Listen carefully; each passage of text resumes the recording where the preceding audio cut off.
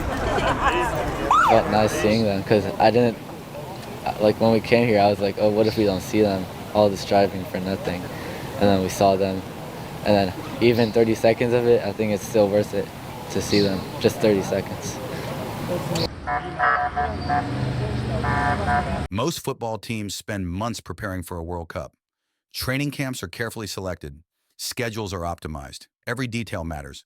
For Iran, the plan was simple. Establish a training base in Arizona and prepare for group stage matches inside the United States. But then the visas became the story. According to multiple reports, Iranian players received entry clearance. However, several officials and support personnel did not. The result? Iran abandoned its American training plans and moved its base camp to Tijuana, Mexico. On a map, Tijuana and Southern California appear close. But elite football preparation is built on routine, consistency, recovery, precision. Now imagine preparing for the biggest tournament of your life while dealing with border crossings, immigration checks, travel uncertainty, and the absence of key members of your support staff. We're going to have strong, incredible borders, and people are going to come into our country, but they're going to come into our country legally. They're going to come in legally. We're going to build a wall. This wasn't just a travel inconvenience. It was a competitive problem. Managers rely on analysts. Players rely on medical teams. Coaches rely on logistics personnel. Remove enough pieces and preparation begins to break down. Iranian players openly expressed frustration after arriving in Mexico, arguing that valuable preparation time had already been lost. Cool. Can you give me a sec? Alan, we are so fucked. And yet this was only the beginning. Because while Iran was adjusting to life across the border, another World Cup participant was about to face his own ordeal. For Iraq, reaching the 2026 World Cup was historic. The nation had not appeared on football's biggest stage since 1986. One man symbolized that achievement more than anyone else. Ayman Hussein, the striker who helped lead Iraq back to the World Cup after 4 decades away. Then came Chicago. According to Iraqi officials and multiple news reports, Hussein was stopped at O'Hare International Airport and questioned for nearly 7 hours after arriving with the team. 7 hours. This is the worst. Think about that. You're one of your country's most important athletes. You've just arrived for the biggest tournament of your career. Your teammates are waiting. Training schedules are planned. Preparations are underway. And instead of joining camp, you're sitting in an airport interview room. Eventually, Hussein was admitted into the United States. But not everyone was. Iraq's team photographer was denied entry entirely and sent back. For critics, these incidents became evidence that immigration policies were interfering with sporting competition. For U.S. authorities, the explanation was different.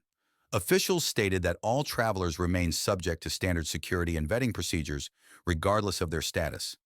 And that distinction lies at the heart of this controversy. Because depending on who you ask, this is either necessary security or an obstacle to fair participation.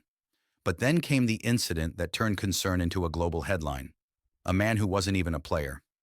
Omar Abdulkader Artan had already made history. The Somali referee was selected by FIFA for the 2026 World Cup. It was a landmark achievement, not just for him, but for Somali football itself. Years of work, years of sacrifice, years of proving himself on Africa's biggest stages. Everything had led to this moment. Then he landed in Miami. According to FIFA and U.S. Customs and Border Protection, Artan was denied entry into the United States despite holding a valid visa. Authorities cited vetting concerns, though no detailed public explanation was provided. Just like that, his World Cup. I don't want to say, put that on Allah. Say wallahi, bro. Say wallahi. Cup was over. No opening match. No historic debut. No chance to represent Somalia on football's biggest stage. FIFA later confirmed it could not override the decision because immigration authority ultimately rests with the host nation. And suddenly the controversy became much bigger than football. Because if FIFA cannot guarantee entry for one of its own referees, how much control does FIFA actually have? The reaction was immediate. Fans questioned the decision. Officials demanded explanations. Media outlets across the world picked up the story. For many observers, Artan's case became the symbol of a larger issue. Not because he was a player, but because he represented FIFA itself. And yet even FIFA could do nothing. For decades, FIFA has presented itself as the governing authority of world football. It decides tournament formats, competition rules, host nations, qualification systems. But the events leading into World Cup 2026 have revealed an uncomfortable reality. When it comes to borders, governments have the final say, not FIFA, not federations, not teams, governments.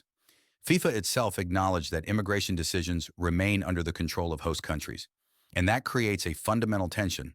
The World Cup is supposed to be global, inclusive, open to every qualified nation, yet participation still depends on the laws of the countries hosting it. The result is a clash between two systems, sporting ideals and national sovereignty. Neither side appears willing to surrender authority, which leaves FIFA caught in the middle.